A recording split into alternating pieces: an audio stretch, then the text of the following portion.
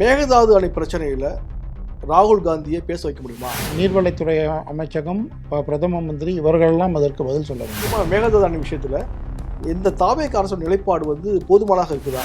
ஒரு பேச்சுவார்த்தை நடத்துறது நல்லதா கெட்டதா? செயல்பாடு தான் நீங்க ஆதரிக்கிறீங்க. அவர்கள் கொடுக்க வேண்டிய தண்ணியை நாம் போராடி தான் பெற்றுக்கொண்டிருக்கின்றோம். இல்லை, அங்கதான் சொல்ற அன்புமணி இது ஒரு கூட்டு சதி அப்படிங்கிறார். இல்லை, கூட்டு சதினா என்டிஏலேருந்து வெளில வாங்க, மோடியை திட்டிட்டு வாங்க, இல்லை அமித்ஷாவை திட்டிட்டு வாங்க. அப்படியேப்பட்ட ஒரு போராட்டத்தையோ ஆர்ப்பாட்டத்தையோ காங்கிரஸ் கட்சி ஏன் அறிவிக்கல? அந்தந்த மாநிலத்துக்குள்ள உரிமையை பெற்றுத்தர வேண்டும் என்றுதான் அந்தந்த மாநிலத்தில் உள்ளவர்கள் போராடுவாங்க. அகில இந்திய பார்வையோடு பேசுறீங்க. இந்த பார்வையும் பெருந்தன்மையும் கர்நாடகா இருக்கக்கூடிய காங்கிரஸ் கட்சிக்கு இல்லையே. எல்லாவித நடவடிக்கைகளும் போராட்டங்களும் நாங்கள் நடத்துவோம் என்பதற்கான அர்த்தம் தான். அதே நின்னா காங்கிரஸ் கட்சியில் ஒரு கவுன்சிலராக கூட ஆக முடியாது. மற்றவர்களை எதற்கு எடுத்தாலும் திருப்பி ஒரு கேவலமாகவோ இல்லை அந்த கட்சியை ஒரு ஓயம் இல்லாத கட்சி அப்படின்ற பேசுகிற பழக்கம் கிடையாது.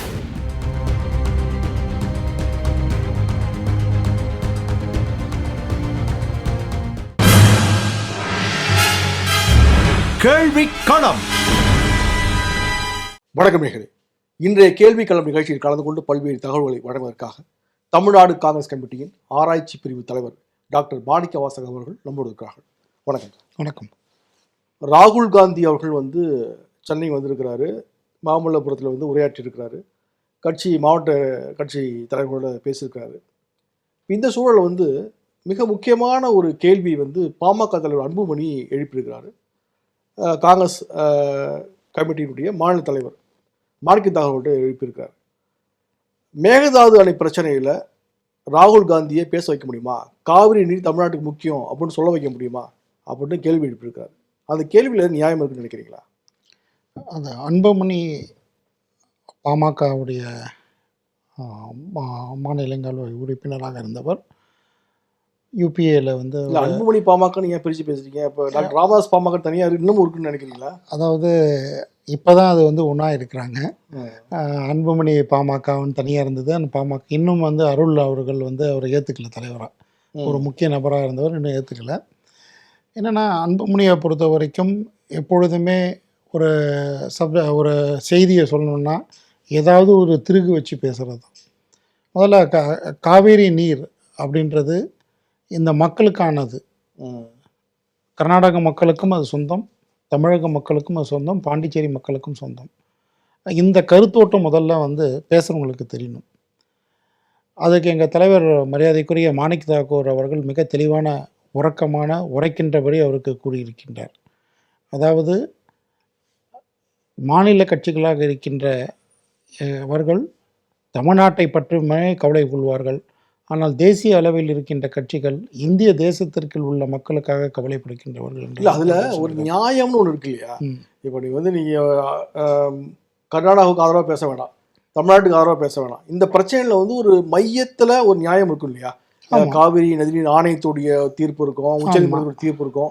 இதெல்லாம் கலந்து யோசனை பண்ணி ஒரு முடிவு எடுக்கக்கூடாதா ராகுல் காந்தி அவர்கள்? அதாவது நியாயம் இருக்கும், அந்த பக்கத்துக்கு குரல் கொடுக்கலாம் இல்லையா? முடிவெடுக்கக்கூடிய இடத்துல ராகுல் காந்தி இருக்கிறாங்களா? முடிவெடுக்க வேண்டிய இது பண்ணலாம், அல்லது கர்நாடக அரசுக்கு ஏதாவது அழுத்தம் கொடுக்கலாம். சட்டத்திட்டங்களுக்கு உட்பட்டு வகுக்கப்பட்டதற்கு எப்பொழுதும் துணை நிற்குவர் ராகுல் காந்தி.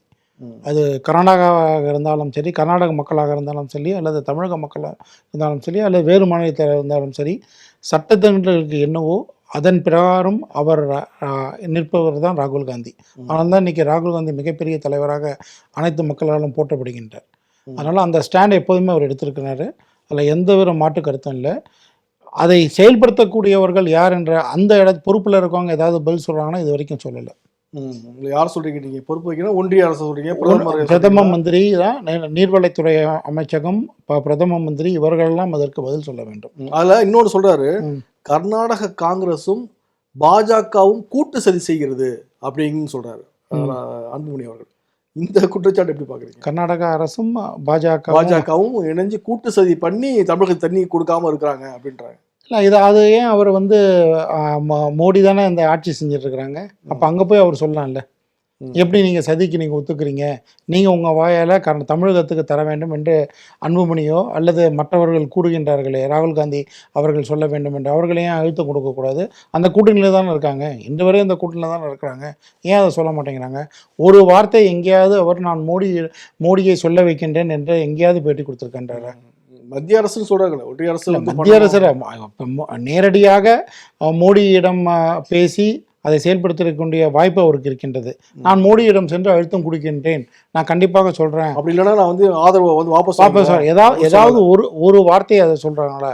இது ஒரு அரசியல் காரணத்துக்காக மட்டுமே அவர்கள் பார்க்கின்றார்கள் என்பதுதான் அவருடைய கூற்று. பேப்பரில் வரணும், ஃப்ளாஷ் நியூஸ் ஆகணும், ஏதோ மிகப்பெரிய முயற்சி பண்ணுறோன்றது வெளியில் வரணுன்றாங்க. அதுதான் அவருடைய இது. இல்லை, இப்போ நீங்கள் சொல்லுங்கள், இந்த பிரச்சனையை வந்து கர்நாடக காங்கிரஸ் கையாளக்கூடிய விதம் வந்து ஏற்புடையதாக இருக்குதா? சரி, நீங்கள் முதல்ல இந்த பிரச்சனைகளை பார்க்கறதுக்கு முன்னாடி இதோட வரலாறு பார்க்கணும். வரலாறு எங்கேருந்து ஆரம்பிக்குதுன்னா 1892 மெட்ராஸ் சமஸ்தானத்துக்கும் மைசூர் சமஸ்தானத்துக்கும் ஒரு அக்ரிமெண்ட் போடுறாங்க, ஒரு புரிந்துணர்வு ஒப்பந்தம். மறுபடியும் அதை வந்து ரெனியூ பண்ணுறாங்க 1924. இதில் ரெனியூ பண்ணுறாங்க. இதை ரெனியூ பண்ணிவிட்டு மீண்டும் அதை ரெனியூவல் பண்ண வேண்டிய இடம், அதாவது மறுபடியும் அதை டிஸ்கஸ் பண்ணி சைன் பண்ண வேண்டியது 1974. அப்போது இருந்த ஆட்சியில் இருந்த முதலமைச்சராக இருந்த கருணாநிதி அதை செய்யவில்லை. அங்கே தான் ஃபஸ்ட்டு ஸ்டார்டிங் பாயிண்ட். ஏமாவதி அணை கட்டுகிறார்கள். இந்த குற்றச்சாட்டை வந்து நீங்கள் கூட்டணி வெளில வந்த பிறகு சொல்கிறீங்க, இல்லை முன்னாடி இந்த இவ்வளவு அழுத்தம் சொல்லியிருக்கீங்க. அதாவது கூட்டணி தர்மம் என்றது காங்கிரஸ் பின்பற்றும். ஒரு வெளியில வந்து ஒரு பத்திரிகையிலோ அல்லது ஊடகங்களிலோ நாங்கள் இதை கேட்டுட்டோம்னு சொல்லி அதே கூட்டணி தர்மத்தை வந்து அன்புமணி பின்பற்றினா ஏன் நீங்கள் கேள்வி கேட்குறீங்க? அவர் கூட அதாவது நான் கேட்கிறேன் அப்படின்றத சொல்றோம். நாங்கள் சொல்லியிருக்கோம்னு சொல்லியிருப்போம், என்ன சொன்னோன்றதை நாங்கள் வந்து இந்த மாதிரி அழுத்தம் கொடுத்தோம், அவங்களுக்கு ப்ரெஷர் கொடுத்தோம் அப்படின்னு சொல்ல மாட்டோம். அவர்களோடு கலந்து பேசியிருக்கோம் என்ற கண்டிப்பாக இருக்கும். அது கூட சொல்ல மாட்டேங்கிறார். அதுதான் அந்த அன்புமணியுடைய நீங்கள் மொத்தம் எந்த ஸ்டேட்மெண்ட் எடுத்து பார்த்தாலும் அந்த அப்படி தான் இருக்கும். ராகுல் வந்து கேட்பாரா, மாணிக் தாக்கூர் அவர்கள் அவருக்கு அழுத்தம் கொடுப்பாரா? முதல்ல நாம் என்ன செஞ்சோம், முதல்ல நம்ம எக்ஸாம்பிளாக இருக்கணும். இல்லை, இப்போ உச்ச நீதிமன்றம்லாம் போனாங்க, காவிரி நதிநீர் ஆணையம்லாம் அமைக்கப்பட்டது, ஒழுங்குமுறை குழுவெல்லாம் வந்து அமைக்கப்பட்டது, கலந்து ஆலோசித்து அவங்க வந்து உத்தரவு போடுறாங்க, 3500 கனஅடி நீர் வந்து 15ஆம் தேதி வரைக்கும் கொடுக்கணும்னு சொல்கிறாங்க. இப்போ இந்த உத்தரவுக்கெல்லாம் வந்து கர்நாடக அரசு வந்து செவிசாய்க்க மறுக்குது. இப்போ எந்த ஒரு பின்னணியில் அது வந்து இவ்வளோ தீவிரமாக இருக்குது? இல்லை, அதாவது கர்நாடக அரசுன்னா அது எல்லா அரசும், அதாவது தேவகோடா அந்த ஜனதாதள் இருந்தாலும் சரி, அல்லது பிஜேபியாக இருந்தாலும் சரி, அல்லது காங்கிரஸாக இருந்தாலும் அந்த மாநிலத்துக்கு அவர்களுக்கு என்ன தேவையோ அவர்கள் அதுக்காக போராடி கொண்டு அதை வந்து அரசியல் பண்ணுறாங்களா? ஏன்னா இப்போ அதே சொல்கிறார் 2028 சட்டமன்றத்தில் வரப்போகுது, அதை மையப்படுத்தி தான் வந்து இந்த மாதிரி ஒரு பொலிட்டிக்கல் ஸ்டண்ட் பண்ணுறாங்க. அன்புமணி என்ன பண்ணிட்டு இருக்காரு? அன்புமணி என்ன பண்றாரு? திமுக என்ன பண்றாங்க? இப்ப தேர்தல் வரப்போதா? 2029 தேர்தல் அதே தேர்தல் தானே வருது. 28 29 ரெண்டுமே ஒண்ணுதான். அங்க கர்நாடகா நீங்க சொன்னீங்கன்னா 29 எம்பி எலெக்ஷனுக்காக இப்பவே அந்த ஃபைட் பண்றாங்க. அதாவது அவர் அரசியல் ரீதியாக ஒரு ஒரு விதமான ஒரு தாக்கத்தை ஏற்படுத்த வேண்டும் என்பதற்காக அவர்கள் முயற்சி செய்கின்றார்கள், அவ்வளவுதான். அதே மாதிரி நீங்க காவேரி குழு ஆணையம் என்றதுக்கு எதனால் வந்தாலும் சுப்ரீம் கோர்ட் ஆர்டர் இருக்கு. சுப்ரீம் கோர்ட் யாரால் வந்ததுன்னு சொல்கிறேன், ஒரே ஒரு நிமிஷம். அதாவது காவேரி நீர்ப்பாசன வழிப்பொருள்கள் விவசாய நல உரிமை பாதுகாப்பு சங்கம் அவங்க கேஸ் ஃபைல் பண்ணி அந்த கேஸ்லேருந்து அவங்க ஆர்டர் கொடுத்தது தான் இந்த காவேரி நீர் ஆணையம். அதனால் எந்த திராவிட கட்சிகளும் நாங்கள் தான் பண்ணோம் அப்படின்னு சொல்லக்கூடாது. இது வந்து கவர்மெண்ட் ஆர்டர். அது அவங்க அதன் மூலியமாக இதை யார் சொன்னாங்கன்னா, ஸ்டேட்மெண்ட்ஸ் கிவன் பை ஜெயலலிதா, முன்னாள் முதலமைச்சராக இருந்த மரியாதைக்குரிய ஜெயலலிதா இதை தெளிவாக சொல்லியிருக்காங்க. அவங்க கொடுத்ததுனால கேஸ் வந்து அதான் அதனால தான் காவேரி ட்ரிபியூனல் வந்ததுன்னு சொல்லிட்டு, அந்த காவேரி ட்ரிபியூனலில் கொடுத்ததை அவங்க கண்டிப்பாக கர்நாடக அரசு கண்டிப்பாக பின்பற்ற வேண்டும். அதில் எந்த மாற்று கருத்தும் இல்லை. அதை பின்பற்றவில்லை என்றால் அவர்கள் துரோகம் செய்கின்றார்கள் தமிழகத்திற்கு என்பதுதான் பொருள். அதில் எந்த மாற்று கருத்தும் கிடையாது. சரிங்க, இப்போ வந்து நீங்கள் முன்னாள் முதலமைச்சரை பற்றி சொன்னீங்க. ஜெயலலிதா அவர்கள் வந்து மிக தீவிரமாக இந்த பிரச்சனையை வந்து முன் வச்சார் அப்படின்ற மாதிரியான விஷயங்கள் நம்ம கேள்விப்படுறோம். காவிரி தாய் அப்படின்னு கூட அவங்களுக்கு வந்து ஒரு அடைமொழி கொடுத்து கூப்பிட்டாங்க. இந்த சூழல் வந்து இப்போ இருக்கக்கூடிய தாவேக அரசு வந்து போதுமான அளவுக்கு முயற்சி பண்ணலை, அனைத்து கட்சி கூட்டத்தை கூட்டணும்னு சில பேர் வலியுறுத்துறாங்க. அந்த மாதிரி விஷயங்கள்லாம் வந்து தவிர்க்கிறாங்க, கர்நாடகாவுக்கு போவதாங்கன்றாங்க, ஆனால் போகிறதுக்கு முயற்சி பண்ணுறாங்க என்பது போன்ற பலவிதமான குற்றச்சாட்டுகள் இருக்குது. காவிரி விஷயத்தில் முக்கியமாக மேகதாது விஷயத்தில் இந்த தாவேக அரசு நிலைப்பாடு வந்து போதுமானதாக இருக்குதா? இல்லை, நான் ஒன்று சொல்கிறேன். முதல்ல வந்து இந்த காவேரி தாய் அம்மா அப்புறம் அப்பா இதெல்லாம் கொடுத்தது பொதுமக்களுக்கு அல்ல, அந்த கட்சிக்காரங்க.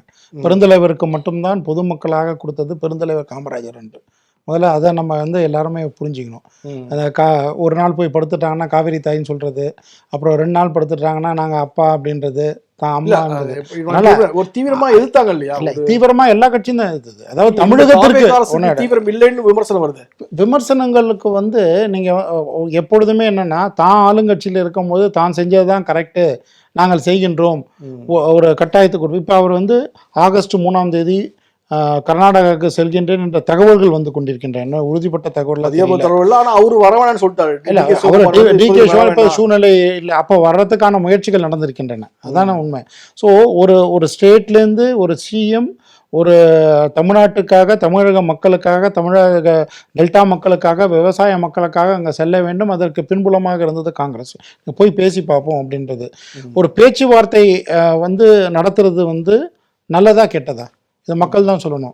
நீங்க பக்கத்துல இருக்க சைனாவுக்கோ இல்ல பாகிஸ்தான், நான் முடிச்சிடுறேன், தீர்ப்பெல்லாம் நீர்த்து போ செஞ்சிடும், நம்மளுக்கு தான் உரிமை இருக்குது, ஏன் நீங்க வந்து போய் பேசணும்? நீங்க எந்த விதத்துல உரிமை இருக்குன்னு நம்ம சொல்றோம்? இல்ல, தீர்ப்பு வந்திருக்கு. தீர்ப்பு வந்து 10,000 TMC தண்ணி கொடுக்கப்பட வேண்டும் என்றுதான் தீர்ப்பு. நேத்து அதாவது அவங்களுக்கு தண்ணியுடைய கொள்ளளவு அவங்க கலந்து பார்த்துட்டு இருப்போம். காவேரி ட்ரிபியூனல்ல நீங்க கண்டிப்பா கொடுக்கணும்னு சொல்றாங்க. அது பிரகாரம் அவர்கள் அப்பப்ப கொடுத்துட்டு இருக்காங்க. ஆனா இந்த ஆண்டு 10,000 செயல்பாடுதான் நீங்க ஆதரிக்கிறீங்க. இல்ல, நல்லா புரிஞ்சுங்க. செயல்பாடுகள் வேற, கோர்ட் ஆர்டரை ஃபாலோ பண்றது வேற. இல்ல, ஒரு பக்கம் ரெண்டு வித்தியாசம் பண்ண முடியல. இல்ல, அதான் சொல்றாங்க, ரெண்டுத்துக்குள்ள வித்தியாசங்கள் வேற.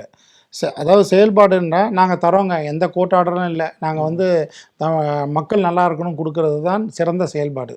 ஆனால் கர்நாடக அரசு செய்யவில்லை. அவர்கள் செய்ய வேண்டிய, அவர்கள் தாமதமாக தான் தண்ணீரை கொடுக்க வேண்டிய தண்ணீரை கொடுக்கின்றார்கள். அது நீதிக்கு புறம்பானது.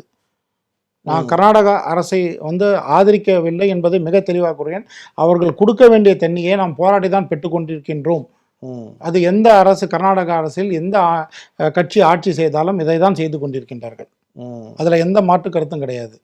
நாம் என்ன பண்ணோம், இப்போ வந்து 2 நாளுக்கு முன்னாடி ஒரு அதாவது மேகதாது அணைக்கான நீங்கள் வந்து மறுபடியும் டிபிஆர், டீட்டெயில் ப்ராஜெக்ட் ரிப்போர்ட்டை திருப்பி எங்களுக்கு வந்து கொடுங்கன்னு சொல்லி, ஏன்னா அவர்கள் கொடுத்த மொத்தம் 5.95 TMC தண்ணீரோட ஜாஸ்தியாக நீங்கள் கொடுக்குறீங்க, ஸோ அதை வந்து நீங்கள் மாற்றி கொடுங்கன்னு சொல்லி அனுப்பிச்சிருக்காங்க. அப்போ அந்த ஜல்சக்தியுடைய அமைச்சராக இருக்கிற என்ன சொல்லியிருக்காங்கன்னா, அதாவது அணை கட்டுவதற்கு மற்ற மாநிலங்களில் அனுமதி பெற தேவையில்லை என்று அவர் கூறியிருக்கிறார். திருப்பி அனுப்பிச்சிட்டாங்கன்னு கூட அதான் திட்ட அறிக்கை ஏன் அனுப்பிச்சாங்க, அதான் சொல்றேன். அந்த கொள்ளளவில் அவர்கள் ஏற்கனவே கூறப்பட்டதை விட அதிகமாக இருக்கின்றது. அந்த கொள்ளளவுக்கு ஏற்றவாறு கொடுங்கள் என்று தான் திருப்பி அமைச்சிருக்காங்க. ரிஜெக்ட் பண்ணல. நீங்க வந்து திருப்பி அந்த உட்படுத்தப்பட்ட கொள்ளளவுக்கு உட்படுத்தப்பட்டதை எனக்கு கொடுங்கன்னு சொல்லி தான் அமைச்சிருக்காங்க. ஒன்றிய அரசு ஆதரவாக இருக்கு. அதுதான் என்னுடைய பாயிண்ட். அங்கதான் சொல்ற அன்புமணி, இது வந்து ஒரு கூட்டு சதி அப்படிங்கிறார். இல்ல, கூட்டு சதினா NDA இருந்து வெளில வாங்க, மோடியை திட்டிட்டு வாங்க, இல்ல அமித்ஷாவை திட்டிட்டு வாங்க, இல்லை அதனுடைய தலைவராக நீங்கள் வந்து மிகப்பெரிய சதி தமிழகத்துக்கு செய்கின்றீர்கள், நாங்கள் இனிமேல் உங்களோடு உறவில் இருக்க மாட்டோம் என்று வெளியில் வாங்க. ஏன் அதை சொல்கிறாரு? அதாவது ஒரு ஜல்சக்தி உடையது சுப்ரீம் கோர்ட் 2018 தீர்ப்பின்படி ஒரு மாநிலத்தில் தன்னுடைய மாநிலத்திற்கு வேண்டியதை மற்ற மாநிலங்களிலிருந்து அனுமதி பெற தேவையில்லை என்றது அவருடைய ஸ்டேட்மெண்ட். இது எல்லா நியூஸ்லையும் வந்திருக்கு, எல்லா பேப்பர்லையும் வந்திருக்கு. அப்படி இருக்கும் பொழுது நீங்கள் வந்து நம்ம எந்த உரிமைனா ஒரு 10,000 TMC தண்ணி தான் உரிமை நமக்கு உட்கார முடியும். ஏன்னா அது கோர்ட் ஆர்டர். நீங்கள் இப்போ டேம் கட்டுறதுக்கு நீங்கள் வந்து அப்போஸ் பண்ணுறாங்க, அதாவது மறைமுகமாக ஆதரவு தெரிவிக்கின்றார்கள் என்பது உலகத்துக்கே வெட்ட வெளிச்சமாக இருக்கின்ற போது, ஏன் NDAவில் உள்ளவர்கள், அதிமுகவாக இருக்கட்டும், இல்லை பாமக இருக்கட்டும், இல்லை சார்ந்த கட்சிகளாக இருக்கட்டும், ஏன் அவர்கள் கூட்டணியிலேருந்து வரவில்லை? அது தமிழகத்துக்கு செய்கின்ற துரோகமா இல்லையா? இது என்னுடைய கேள்வி. இல்லை, இப்போ தொடர்ச்சியாக வந்து இதில் காங்கிரஸ் வந்து 2 பக்கம் வந்து தவித்து கொண்டிருப்பதை பார்க்க முடிகிறது. கர்நாடகாவில் ஆளுங்கட்சியாக இருக்கிறது காங்கிரஸ். அங்கே ஆளுங்கட்சியாக இருக்கக்கூடிய காங்கிரஸுக்கு எதிராக வந்து தலைமையால் ஒன்றும் பண்ண முடியல அப்படிங்கிற மாதிரியான ஒரு நிலைப்பாட்டை விமர்சிக்கிறாங்க. தமிழகத்தில் இருக்கக்கூடிய காங்கிரஸ் கட்சி தமிழகத்தினுடைய நலன் தான் முக்கியம். அப்படி இருக்கும்பொழுது மாணிக்கம் தாகூர் அவர்கள் அறிக்கை விடுகிறார், அழுத்தம் கொடுப்பதாக சொல்கிறார், நாடாளுமன்றத்தில் வந்து ஒத்திவைப்பு தீர்மானத்தில் நோட்டீஸ் கொடுக்கிறார், இந்த விஷயத்தெல்லாம் அவர் வந்து அணுகிறார். ஆனால் ஒரு தீவிரமான முறையில் எதிர்ப்பு இருக்குதா அப்படிங்கிறதா ஒரு பெரிய கேள்விக்குறியாக இருக்குது. முக்கியமாக பார்த்தீங்கன்னாக்கா இந்திய கம்யூனிஸ்ட் கட்சி வந்து தமிழகத்தில் பல்வேறு பகுதிகளில் வந்து ஆர்ப்பாட்டத்தில் ஈடுபட்டிருக்காங்க. ஆகஸ்ட் 1ஆம் தேதி அப்படியேப்பட்ட ஒரு போராட்டத்தையோ ஆர்ப்பாட்டத்தையோ காங்கிரஸ் கட்சி ஏன் அறிவிக்கல அப்படிங்கிற மாதிரி ஒரு கேள்வியை எழுப்புறாங்க. எப்படி பார்க்குறீங்க? அதாவது சிபிஐ இருக்கட்டும் அல்லது திரும்பியும் காங்கிரஸாக இருக்கட்டும், பிஜேபி என்ற தேசிய கட்சிகளாக இருந்தால் அவர்களுக்கு எப்பொழுதுமே தேசிய சிந்தனை இருக்கும். அந்தந்த மாநிலத்துக்குள்ள உரிமை பெற்றுத்தர வேண்டும் என்றால் அந்தந்த மாநிலத்தில் உள்ளவர்கள் போராடுவார்கள். எங்களுக்குள்ள ஒரு பெரிய அட்வான்டேஜ் என்னென்னா, ஒருவேளை 2 இடத்துலையும் ஒரே கட்சியும் மேலும் ஒன்றியத்திலும் இருந்தால் பேச்சுவார்த்தை மூலமாக அதை தீர்த்து கொள்ள முடிந்திருக்கலாம். இது யாராக இருந்தாலும், எந்த கட்சியாக, சிபிஐ இருக்கட்டும், இல்லை கம்யூனிஸ்டாக இருக்கட்டும், இல்லை பிஜேபி காங்கிரஸாக இருக்கட்டும், வாய்ப்புகள் இருக்கலாம். அரசியல் மட்டுமே நோக்கமாக இருந்தால் அதை செயல்படுத்த முடியாது. அதையும் தாண்டி மக்களின் நலன் என்றால் அதை தீர்க்குவதற்கான வழிகள் இருக்கிறது பேச்சுவார்த்தை மூலம். ஏன்னா இதுக்கு முன்னாடி நடந்திருக்கு. பெருந்தலைவர் இருக்கும் பொழுது அங்கே இருக்கிற நம்பூதிரி பாட்டா கிட்ட போய் பேசினாங்க. அதே மாதிரி இங்கேயும் கர்நாடகத்தை பேசி பிரச்சனை இல்லாமல் தான் தண்ணி வந்துட்டுருது. நடுவில் எதனால் குழப்பம் ஏற்பட்டதுனால் அங்கங்கே உள்ள, அதாவது மொழி என்ற கொள்கையை கொண்டு வந்து அந்த மொழியின் மூலமாக தாக்கத்தை ஏற்படுத்துவதற்காக இது போன்ற பிரச்சனைகள்லாம் ஏற்படுகின்ற போது தான் அரசியல் கட்சிகள் நிர்பந்தத்துக்குள்ளான, தேசிய அரசியல் கட்சிகள். இப்போ காங்கிரஸ் இங்கே போலனா எடுத்த உடனே டிப்ளமேட்டிக் அப்ரோச்னு ஒன்று இருக்குது. இந்த டிப்ளமேட்டிக் அப்ரோச் எல்லாம் நமக்கு ஃபெயிலியர் ஆனால் தான் ஆர்ப்பாட்டத்துக்கு போகணும். எடுத்தவொடனே நான் ரோட்டில் போய் ஒரு நாள் இருந்துட்டோம், சரி நாளைக்கே நாங்கள் அனௌன்ஸ் பண்ணுறோம், தமிழகம் இருக்கிற காங்கிரஸ் கமிட்டிகள் அனைவரும் நாங்கள் போராட்டத்தில் ஈடுபடுகின்றோம், ஒரு நாள் போராட்டம்னு. இதே அங்கேயும் கர்நாடகத்தில் இருக்கவங்களும் பிஜேபி எல்லாரும் சேர்ந்து பண்ணுவாங்கல்ல, காங்கிரஸும் பண்ணும் இல்லை. அப்போ அதனால என்ன நமக்கு இது கிடைக்காது. டிப்ளமேட்டிக்காக நம்ம அதை பெறுவதற்கான சாத்தியக்கூறுகள் தான் மரியாதைக்குரிய தமிழ்நாடு காங்கிரஸ் கமிட்டி தலைவர் மற்ற கட்சிகளோடு இணைந்து அங்கே ஒத்திவைப்பு தீர்மானமும் அதுவும் கொண்டு வந்துடுறாங்க. ஏன்னா அதை முதல்ல நேஷனல் இஷ்யூவாக எடுத்துகிட்டு அதை பேசணும். அது பார்லிமெண்ட் தானே அது. அந்த இடத்துல பேசுவதற்கான வாய்ப்புகள் கொடுக்கப்பட்டு அங்கேயும் மறுக்கப்பட்டு நீதி மறுக்கப்பட்டு எல்லாம் மறுக்கப்படுகின்ற பொழுது தான் நாம் ஆர்ப்பாட்டங்களிலும் போராட்டங்களிலும் ஈடுபட வேண்டுமே தவிர அதை பெறுவதற்காக அதுவரை நாம் அதற்கான முயற்சிகளை நாம் சரியான முறையில் எடுக்க. அப்போ ஒரு திருப்தியா இருக்கு தமிழ்நாட்டில் காங்கிரஸ் கட்சி அதில் எந்த மேகதாது அணைக்காக, முக்கியமாக காவிரி அணைக்காக பண்ணக்கூடிய பிரச்சனைகள் அல்லது எதிர்ப்புகள் எல்லாம் போதுமானதாக தான் இருக்குன்னு சொல்றீங்க. அதாவது அதுக்கான போராட்டங்கள் நாங்கள் நடத்தி கொண்டு தான் இருக்கோம், தமிழக நலனுக்காக செய்து கொண்டிருக்கோம். ஏன்னா இப்போ நீங்கள் சொன்னீங்க ஒரே அரசு 2 பக்கமும் இருந்தா அப்படிங்கிற மாதிரி ஏதோ சொன்னீங்க. ஆமாம், இப்போ அங்கே காங்கிரஸ் தான் அரசு ஆட்சி. ஆமாம், இங்க காங்கிரஸ் ஆதரவோட ஆட்சி நடக்குது. நீங்க இன்னும் சொல்ல போனா அரசுல ஒரு பார்ட்டா காங்கிரஸ் இருக்கு, 2 அமைச்சர்களை வச்சிருக்கீங்க. இப்ப காங்கிரஸ் உள்ளடக்கிய அரசாக தான் இந்த தாவேக அரசு இருக்குது. அப்படி இருக்கும்போது என்ன பிரச்சனை வந்துட போகுது? ஒரு இணக்கமாக பேசி முதலமைச்சர் அங்க போய் பேசி, ஆனா permission has to be given by central government. நாங்கள் எந்த முடிவு எடுத்தாலும் அது காவேரி ட்ரிபியூனலிலும் அதே போல மத்திய அரசும் அதற்கு ஒப்புதல் அளிக்க வேண்டும்.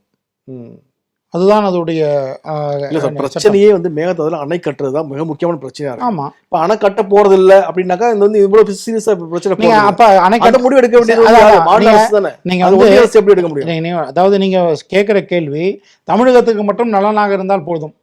அப்ப கர்நாடக அரசுல நாளைக்கு அவங்க போராட்டம் நடத்தி அவங்களும் பண்ணுவாங்க. இல்ல நீங்க நம்ம அதுதான் சொல்றேன், நம்ம அப்படியே சொல்ல முடியும். நம்ம பேச முடியும். நல்லா புரிஞ்சுக்கணும். முதல்ல நாம் யார்? காங்கிரஸில் இருக்குவர்கள் முதல் நாங்கள் இந்தியர்கள், அதன் பிறகு எங்களுக்கு உரிமைக்காக போராடுகின்ற தமிழர்கள். சரிங்க. இந்திய நலனுக்காக 2 பக்கமும் பேசி அதன் மூலியமாக நதிநீர் பிரச்சனையை தீர்க்க முடியும் என்ற நம்பிக்கை எங்களுக்கு இருக்கின்றது. ஏன்னா நாங்கள் சத்தியாகிரக வழியாக வந்தவர்கள், அதற்கான முயற்சிகள் எடுப்போம். இது இப்போ அதனால தான் நான் அந்த வரலாறை சொன்னேன். 1892 நடந்துட்டு இருக்கு. இன்னும் நேற்று இல்லை. ஏன் அதுக்குள்ளே எத்தனையோ அரசுகள் வந்தது. நாங்களும் ஒன்றிய அரசில் இருந்தோம், பாஜகவும் ஒன்றிய அரசில் இருந்தது. இங்கே இருக்கிற அதிமுக பாஜக கூட்டணியோடு அவங்க இருந்தாங்க.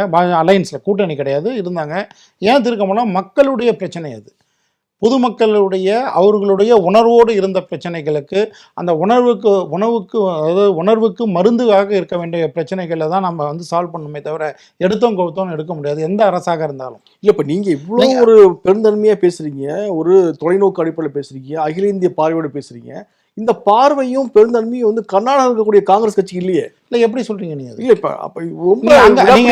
இப்போ கட்டியே தீர்வோம் முடியும், அணையை கட்டியே தீர்வோம்ல பேசுறாங்க. அவருடைய ஸ்டேட்மெண்ட் துணை முதலமைச்சர் இருக்கும்போது நீங்க பார்த்துட்டு தெரியும். ஆமா, அதாவது கட்டியே தீர்வோம், எந்த மாற்றம் இல்லை அப்படிங்கிற அதுக்கான காரணம், அதுக்கு அவர் கொடுக்கின்ற காரணம், அதாவது கட்டியே தீர்வோம் அப்படின்னு ஒரு ஸ்டேட்மெண்ட். சாஃப்ட் கார்னர் அங்க இல்லையா? அங்க இல்லை, அதுதாங்க நாங்கள் சாஃப்ட் கார்னர் வேற, நிலைமையை பேசுறது வேற.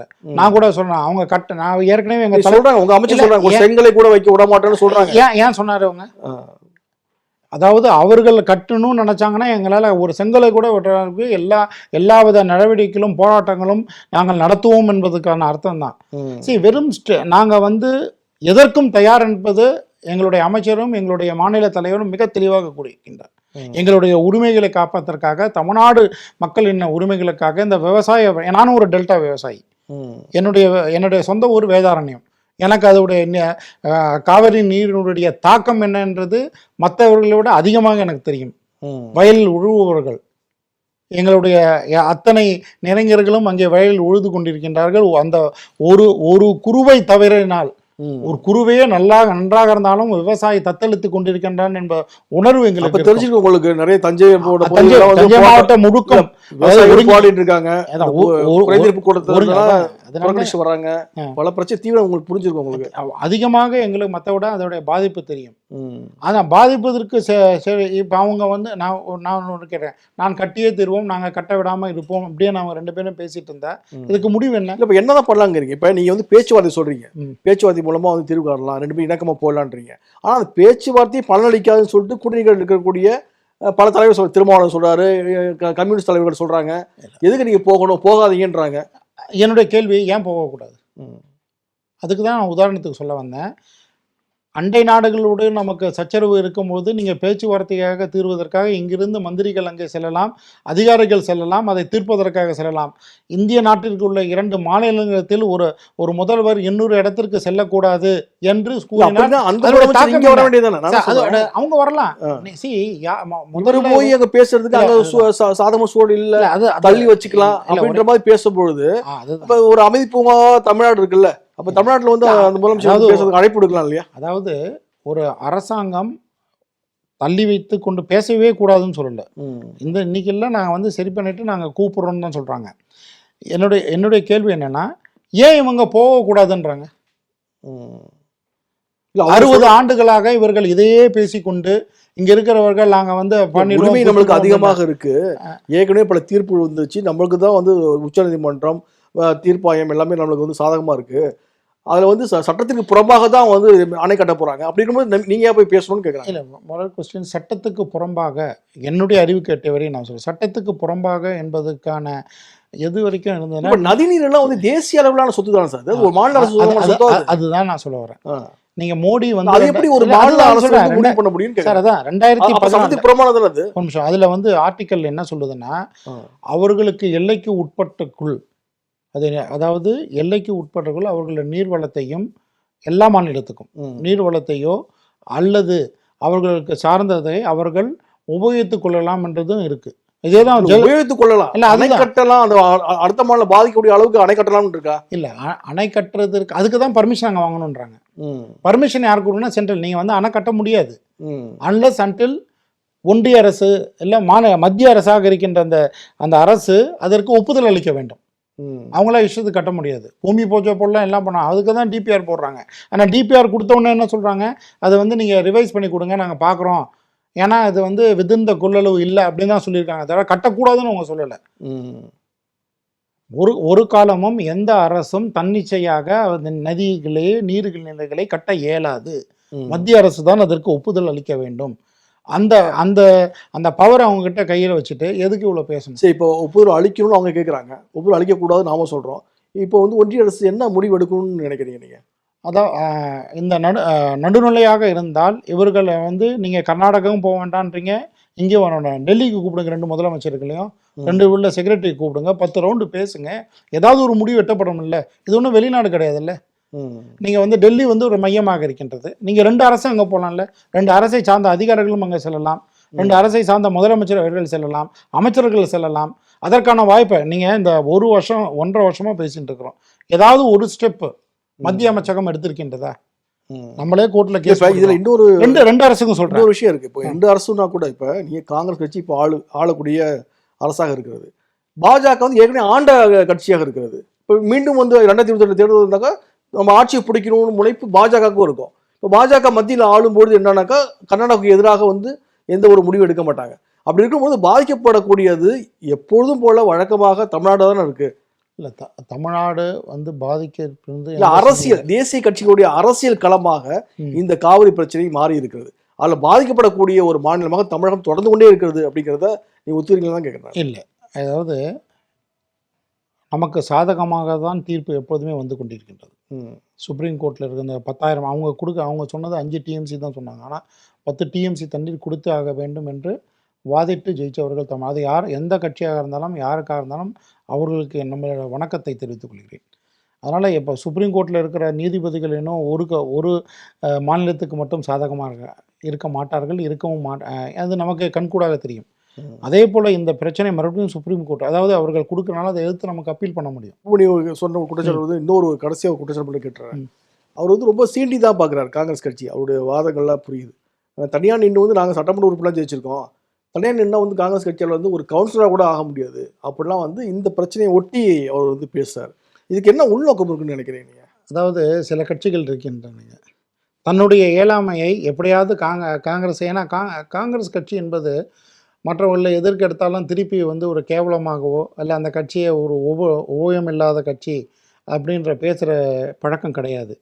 இவர்களுக்கு எல்லாம் தன்னுடைய இயலாமையை மற்றவர்கள் மீது தணிப்பதற்கு என்னென்னா, சரி காங்கிரஸில் யாரும் திருப்பி பெருசாக பேச மாட்டாங்க அதனால் அவங்கள சொல்லலான்றது. பதவியே இல்லாமல் மத்தியில் மத்திய மந்திரியாக ஆக்கி அழகு பார்த்தது தான் காங்கிரஸ். அந்த உணர்வு அவர்களுக்கு கொஞ்சமாவது இருந்திருந்தால் அந்த மாதிரி கேள்வியை கேட்டிருக்க மாட்டார். அதனால் அவருடைய நிலை என்ன என்பது மக்களுக்கே விட்டு விடுகின்றேன். சரிங்க. இப்போ இன்னொரு பக்கம் பார்த்தீங்கன்னாக்கா, தாவேக அரசுக்கு ஆதரவாக அல்லது முதலமைச்சர் விஜய் அவர்களுக்கு ஆதரவாக வந்து அன்புமணி சில இடங்களில் வந்து பேசிட்டு வர்றாரு. எனவே வந்து வரக்கூடிய காலங்களில் வந்து தாவேகாவுக்கு ஆதரவாக அந்த கூட்டணியில் வந்து பாமக வருவதற்கு வாய்ப்பு இருக்கிறது அப்படின்னு சொல்கிறாங்க. ஒருவேளை அப்படி வரும் பட்சத்தில் இப்போ இந்த பிரச்சனை, இந்த பேச்சு அதெல்லாம் மையப்படுத்தி காங்கிரஸ் கட்சி என்ன முடிவெடுக்கும்? அதாவது ஒரு கூட்டணி கட்சி அப்படின்றத உருவாக்குறதுனா ஒரு மைய கருத்தை வச்சு தான் உருவாகும். இந்த மைய கருத்து இந்த கூட்டணியை பொறுத்த வரைக்கும் மதம் என்ற ஒரு ஆளுகைக்கு உட்படக்கூடாது தமிழ்நாடு. அதை சார்ந்து தான் காங்கிரஸாக இருக்கட்டும் அல்லது கம்யூனிஸ்டாக இருக்கட்டும் அல்லது ஐயூஎம்எல்லாக இருக்கட்டும் அல்லது விசிகாக இருக்கட்டும் ஒன்று சேர்ந்திருக்கின்றோம். அந்த கருத்தை எங்களுக்குள்ளே கொள்கை வேறு வித்தியாசங்கள். கம்யூனிஸ்டோட சித்தாந்தமும் காங்கிரஸோட சித்தாந்தமும் வேறுபாடு, ஐயூஎம்எல்லுடைய சித்தாந்தமும் எங்களுடைய சித்தாந்தமும் வேறுபாடு.